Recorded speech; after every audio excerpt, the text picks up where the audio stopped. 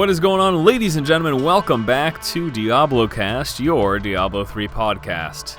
Very special Christmas Eve edition. It is special because I'm working on Christmas Eve. What the hell is wrong with me? Today's Diablo news. We're going to be discussing SteelSeries gear, Diablo 3 base gear that has been made available for sale, a new beta key contest courtesy of Blizzard Entertainment, the addition of battle tags into the Diablo 3 beta, some discussion about caster and weapon damage, real money auction house fees, and Blizzard takes Christmas off. See, so Blizzard gets day off, but I don't. What's going on here? I feel like the roles should be reversed. Let's go into our first topic, SteelSeries Diablo 3 gear. So last week on the Diablo 3 community site, they made a post just basically showing everyone that the SteelSeries Diablo-themed headset and mouse are now available for sale. So if you're interested in either of these things, you're going to want to head on over to steelseries.com, and you're going to be able to search specifically for their Diablo 3 related gear. In there, they've got the recent edition of the headset and the mouse. They also have a couple of mouse pads. There's just a Diablo 3 logo mouse pad. There is a monk, a demon hunter, a witch doctor, and a barbarian. So you have access to all that stuff, and if you want to purchase yourself possibly an extra Christmas gift, then that would be a good thing to do. From what I've heard, although I haven't personally had any experience with the headset and mouse, I've heard it's actually pretty high quality. Now, the mouse isn't anything special. It's in the sense that it doesn't have a ton of extra macro keys or anything crazy like that. But for Diablo 3, it's nothing that you necessarily need. You've just got your basic mouse wheel. You've got that center click mouse button in addition to that. And you also have the kind of thumb buttons. There's two thumb buttons there as well. And really, for a game like Diablo, I think that that's more than enough. It's not like you've got a million skills to access, and most people will probably just be using their number bar hotkeys anyways for most of them. It would be nice, interested to see, actually, I haven't played around with it, but whether or not, I'm pretty sure you can rebind keys in the game.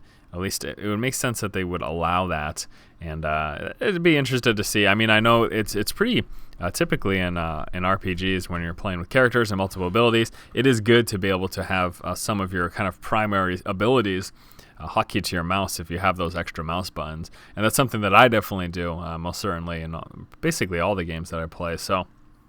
Anywho, that's that there. The headset's supposed to be good, high quality. I've heard it's got really good sound. I'm not sure about the microphone itself. Oh, there's no microphone on it, so there's nothing to talk about there. The headset doesn't have a microphone. It's just a regular listen-in headset. Or am I wrong? Is there a microphone? Let me see. Yes, there is. Pull-out microphone. Oh, it's a pull-out microphone. See, that's what it was. It was hidden on me. I'd be interested to see how good that is. I've had pretty bad experiences when it comes to microphones on headsets, so I'm not entirely certain. But truthfully, most people don't really care about the mic quality of the headset. It's more about the audio quality, what you're hearing. And I'm assuming that the SteelSeries gear is going to be nice. At least that's what I've heard based on reviews and stuff that fans have said in the comments. So take a look at that. I've droned on and on about SteelSeries gear, but it looks pretty awesome if nothing else. Also, the headset lights up too. So that's pretty awesome if someone's watching you play for some odd reason. Okay, beta key contest. Beta key contest is taking place on the Blizzard CS Twitter account. They're giving away 500 keys for the Diablo 3 beta test over the course of the next 5 weeks. So it's going to be about 100 winners a week. I'm sure how they're going to divide it. And all you need to do is actually, first of all, have a Battle.net account. You become a registered user of Twitter. Obviously, that is necessary. And then during the contest period, you must follow the Blizzard CS Twitter account, which is twitter.com/BlizzardCS. Click on the follow button. And then, this is a whole laundry list of stuff to do, you must send out a tweet that has the hashtag of Diablo Beta or Blizzard CS. And then lastly, send an email of that tweet to cstwitterfeedback@blizzard.com with a link to your tweet. So that's a whole list of stuff, and if you were trying to jot that down furiously, you don't have to. Actually, if you head on over to DiabloFans.com, they do have they had that posted up there. Also, the official site has that there as well, although that is down for the weekend as Blizzard is kind of taking their little mini vacation. So the contest started on December 20th, which obviously has passed, and is going to be ending on January 23rd. I know a lot of people will say, oh, it's impossible. Some people do win, though. They don't, someone's going to win, so if it's not too much work, might as well give it a shot. This actually does seem like a lot of work, though, so I don't know if it's going to be worth it for people. They're requiring so many things, and people are flipping out at me when I did my contest on Twitter. It's like, all I had you do is follow me. Look at what they're making you do. Unbelievable. It's not that big of a deal. And, it's a beta key. So if you're still interested, take a look at that. And again, I will provide a link in the video description below, or you could just head on over to Diablo Fans, or once the Blizzard community sites are back up, you can go there and you will get more information. Now on to the battle tag system. Battle tags were added to players of the Diablo 3 beta. They're going to be utilized across all Blizzard games in the future. It's kind of a way to supplement the Real ID system, basically be able to keep in contact with people using battle tags across all of your games without having to give them basically your email address, because that's the email address that you log into your account with, and there could be some slight security concerns. Obviously, they don't know your password at that point, and if you have an authenticator, then that's another layer of protection that you would have, but still, having to keep in contact with people, you don't necessarily want to give them kind of your personal information, and a lot of people, it's a different situation for me because my email address and my personal information isn't out there in public. It's kind of known, but as an individual gamer, people don't necessarily want to give out that information. It makes them, feel vulnerable or something like that. So yeah, it's good that they've added this battle tag system. It's just kind of another layer of security for their subscriber base, and I think that's a good thing. I'm actually pretty happy that they did that, and I was interested that from the get-go that they made you use your email address. And even it was funny because if you don't remember, at some point they were going to make it so that your actual name was visible. And again, nothing that I care about. My name's Dennis Duhamel, and if you follow me, you probably know that.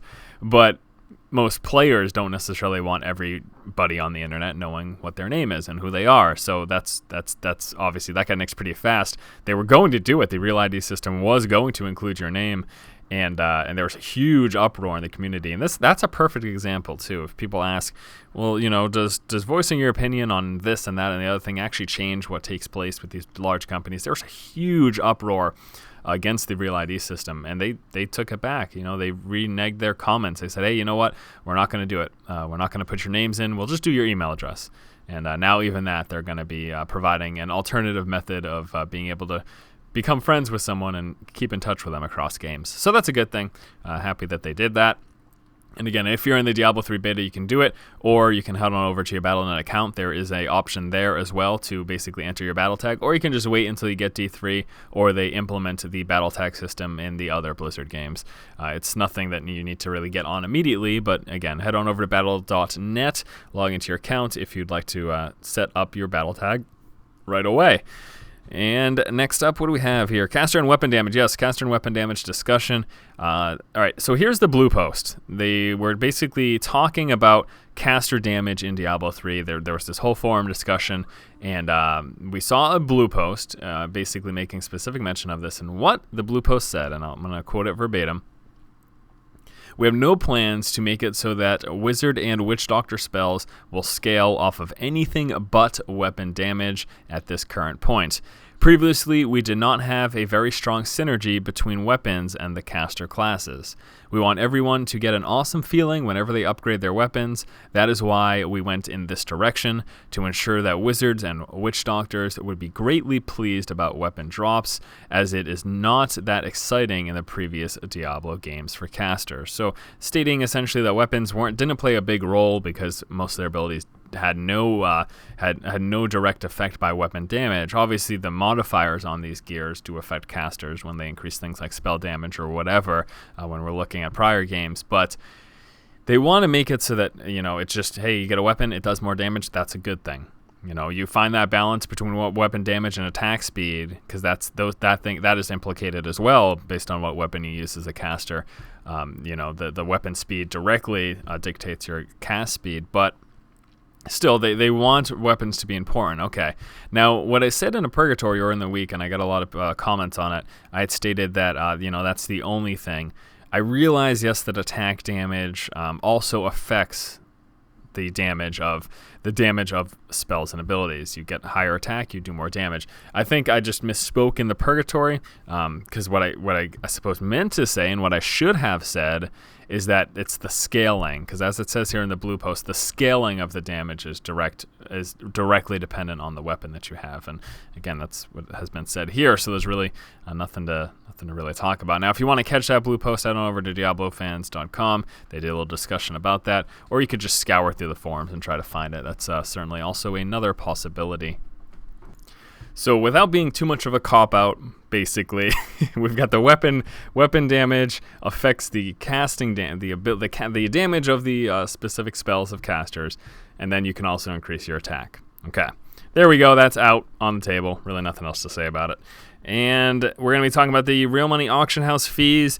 There was a little comic posting kind of poking fun at it was really funny, kind of poking fun at the Real Money Auction House and basically the transaction fees, and they were saying, oh, it's ridiculous, it's going to cost so much money, and basically you're not going to make any money ever. In fact, you're going to be losing money by using the Real Money Auction House. And that was funny, but it's not true. So let's talk about the fees for a moment. All right, we got the Real Money Auction House. There are flat fees, and then there are percentage-based fees. So the initial flat fees that come with the posting of a transaction, the posting and the sale fee is what we have specifically. So those flat fees, you got to keep a few things in mind. First of all, those are there. One of the reasons they're there is a deterrent. It's a deterrent from people posting garbage, because the auction house is going to be huge. I mean, it's separated by the kind of monetary system used. So there's going to be a dollar Real Money Auction House, and there's going to be a euro Real Money Auction House system, and that's how it's going to be split up. So these things are pretty massive in terms of scale, right? So we don't want people posting all these gray and kind of crappy and white items up there. It should only be good things being posted, things that will actually sell. And with the flat fee, with the initial flat fee, when you post an item, the fact that there's a flat fee there, it makes it so that people don't want to post garbage. And that is good. I don't want the auction house flooded with garbage. I try to find something, you can obviously search it by rarity, but it shouldn't be flooded with garbage. It should only be the case that it's going to be good items that are there. So having a flat fee is going to act as a deterrent against that. It's going to make people think whether or not they should use the Real Money Auction House. And what does that mean? Does that mean you can't sell your junk on the auction house? No, you just use the gold auction house. Unless you if you want to sell your piece of worn fabric, your single piece of worn fabric that has absolutely no use and should, by all means be vendor trash. If that's something you want to sell, then throw it on the gold auction house. But if you were to put it in the Real Money Auction House, then it's going to be a bad idea. Because you end up going to lose money. And I suppose you can think of it this way as well. You can say, hey, Forrest, well, there's fees in the gold auction house, and gold is now directly tied to money, so you're actually kind of losing money there as well. Not if you never throw money into the equation yourself. If you never personally invest money, or you're not trying to kind of play the market like that, like bounce in between gold currency and real money currency, then it's not a big deal. I mean, here's a very likely situation. This is something that probably can and will happen. People post up items on the gold auction house. They acquire kind of a massive amount of gold, and then they sell that gold for real money. They throw that into their Battle.net account, and they use that to buy items on the Real Money Auction House. Because there's an argument out there. People are saying, all right, well, no one is going to purchase things with real money from the Real Money Auction House, which is, of course, false. People are going to do it. Most certainly, people are going to do it. And then everyone's stating, okay, so what's going to happen is everyone is going to try to buy stuff from the gold auction house and sell it on the Real Money Auction House. But I definitely feel like the Real Money Auction House will be used, and that's a great kind of example of it. You sell stuff on the gold auction house, people buy it for gold, because, the statement is being made that people are going to prefer to buy items for in-game currency as opposed to real currency. And that seems reasonable, and I can agree with that. So if that's happening, then that currency that you take, you can sell that currency, because I guarantee you people will buy gold. It is going to happen. It happens in every MMO and RPG, that I've played recently. World of Warcraft gold selling was huge. In Diablo, there was, not Diablo's a bad example, because Diablo 2 gold really had no value. It was the items, but still, you see the point there. And as long as the gold economy in the game doesn't end up kind of crapping out, then it should have a value, and people are going to want to buy it.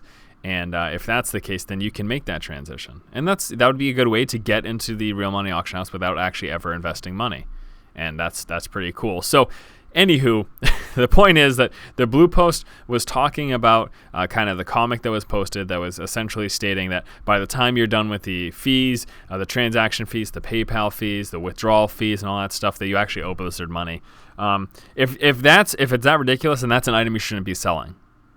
That's an item that they clearly don't want in the market. If what it's going to sell for is less than the fees that you're having to pay, then that just means you don't post it. And you use the gold auction house, right? And I mean, this is there are going to be transaction fees. This is happening because this is one of the primary reasons that Blizzard is doing this. They want the auction house as a way to consistently get income for the game. They felt like charging a subscription fee would have been ridiculous to a lot of players, and it probably would have. So they were thinking, okay, what's the next thing? Do we want to do DLC? Do we want kind of a vanity shop in the game? But vanity shops, I'm not sure how that would do. And then they said, well, hey, you know what? Look at this. Diablo, there's a huge, huge black market for gear. People are buying gear left and right in the Diablo series of past. So why not just implement it and then use that as a way to make money? So, that informed their decision. The fact that they were looking for what's known as residual income informed their decision to get the real money auction house and have transaction fees. And we can say, okay, well, the transaction fees are to maintain their servers. I think they're going to go a bit above and beyond that with the amount of money they'll be making off of transaction fees. So that's not really a valid argument, because if that's all it was for, the transaction fees would be a lot less. This is a way for them to also make money. And that in turn allows them to support the game for longer. That's something else we have to think about. When it comes to supporting the game and having continuous patches 5, 10, 20 years down the road, they're only going to do that if it's making them money, because the people who do that have to get paid.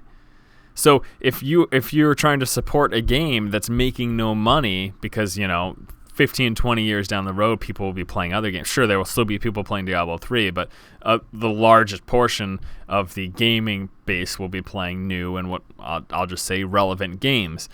So if you want to support a game in the long run, it needs consistent income, or else a company's just not going to do it. They have to pay this guy a salary who's maintaining the servers and working on patches, and whatever team that they have doing these things, they have to pay them, so they need money for it. I'm just going to throw money into something that kind of doesn't give a return. That's business-wise, that makes no sense, and we can't forget that Blizzard is a business, right? So that's what it is. But the real money auction house fees are going to be there if you're worried about posting up items and then owing Blizzard money, and that means that the item that you're posting there, if it's not going to sell for a lot, shouldn't be posted there. Stick to the gold auction house. It's going to make a lot more sense, and it's actually going to be, it's going to be the right decision. I've kind of gone off on a tangent, but that's not the biggest thing, not the biggest of deals, and I'm sure some of you like to hear my opinion. So there you go, real money auction house. That is how it is going to work.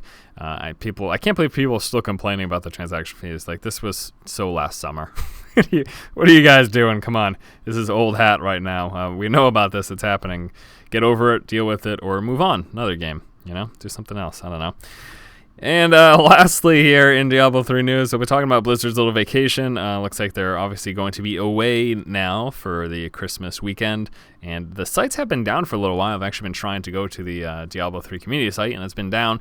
They're actually directing you directly to the Blizzard CS Twitter account. So that's a good. If you try to visit Diablo3.com, you'll get tossed right into the Diablo 3 beta key contest. You just need to do 30 other things, and then you can enter and have your 1 in a billion chance to win.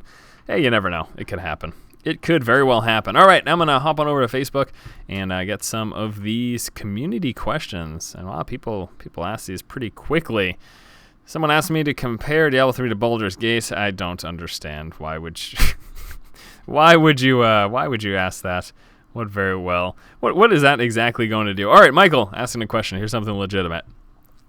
With all the updates that have been going through, which in your opinion is the current strongest class? And have any of the updates changed the class that was previously your favorite? All right, Michael. Well, strongest class, again, way too early to tell. We work up to level 13. I mean, it's...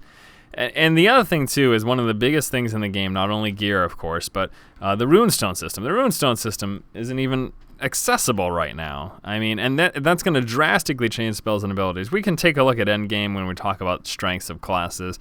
Various classes certainly have, every class is the case, Every class has their strength and their weakness. Let's talk about the monk, for example. The monk certainly seems like it could be a very, very strong hardcore character if the function of one of its abilities currently is going to work the way it looks like it works. The monk has the ability to resurrect itself upon death. But basically it says if the monk would die, instead of dying, you're back. You're there. You're alive. You're like, it's kind of like an instant. You're instant, like you're back there. You're back there in the game and playing. I'm stuttering over my words. If that ability holds up to be what it looks like it is in the game, then that's going to be very strong as a hardcore character. And then, all right, let's take a look. Obviously, also if we're looking at hardcore, and also I guess it also depends on your question as to what are you meaning in terms of strong? You're talking about strong for the general gameplay, for hardcore mode, or for PvP? Because that's going to change the answer to my question. In terms of my favorite class, it's the barbarian. It is and always will be. Besides that, I think the wizard is going to be a close second. I really feel like that'll be my play order when it comes to the game. Unless I decide to go straight into hardcore, in which case I'll probably pick the wizard, because range classes, in my opinion, can do better in that kind of situation. Being able to utilize snares as a melee character, you're always within the damage range, and that means for a kind of higher probability of death. It's kind of how it works. But that's just my opinion. What do I know? Really, nobody knows. Nobody knows. And someone asking me if we have anything special, if you're doing any DiabloCast this Christmas. That's what this is. Oh, why would you ask me that question? That doesn't make any sense at all. Caleb, asking probably what looks to be the last legitimate question. Not quite sure if this has been asked, but with all the enemies starting at level 61 in Inferno, is there any point of starting with a barbarian character since he has no to little cutting ability? And look at this. This goes right off of what I just talked about, actually. Or is his cutting ability better than I think? I was thinking about starting as him, and then I was thinking of your playthrough where in the first act, the barbarian getting mauled. Well, that was just me being stupid, so let's not reference that as how hardcore gameplay is going to be effective. I won't say that it's impossible. It's far from impossible. It's certainly possible. It's certainly going to happen. There will be hardcore melee characters, and I'm sure many of them will do well. I just think you have to be a lot more careful with the melee character. You can play the barbarian if you want. You're going to have to be more careful. The fact that you're in melee range, you can say casters are vulnerable to. Yes, they are. They're vulnerable to anything that can get within range of them. But there's also a lot of kiting that casters can do, and kiting is a huge thing to stay alive in difficult situations in RPGs. Kiting allows range characters to solo bosses that are unsoloable by a lot of melee characters. That's something that is that's something that is certainly true. And we'll have to take a look at all the runestone abilities as to whether or not the barbarian does have some ranged, and he does have some snares. So we could look at a slow and look at something, I don't know, let me try to think. Let's take weapon throw, for example. You could use snares and weapon throw. So that's something that the barbarian could do. Obviously, it's not the most efficient thing, but that's going to go back to what I'm saying, that chances are that, the melee characters are certainly, capable of doing these things. I just think it'll be more difficult in the sense that it'll take longer. You'll have to be a little more careful. That's my opinion as of now, though. And yeah, there you go. There you have it. Thank you guys so much for listening to this special Christmas Eve edition of DiabloCast. I know it is short, but you know what? It is the holiday, and I've got stuff to do with my friends, family, and loved ones. And hopefully you guys have a wonderful weekend as well. Stay tuned next Monday. We'll be doing another episode of Purgatory, although I'm not sure there's going to be too much to talk about, especially given the fact that Blizzard is off this week, and I highly doubt we're going to be getting any more Blue Post, any new insight. But I'll see what I can do to scrounge up some info for you guys and keep you up to date on all Diablo 3 news and discussion. Thanks again for listening, guys. Have a great holiday. I'll talk to you next week. Take it easy.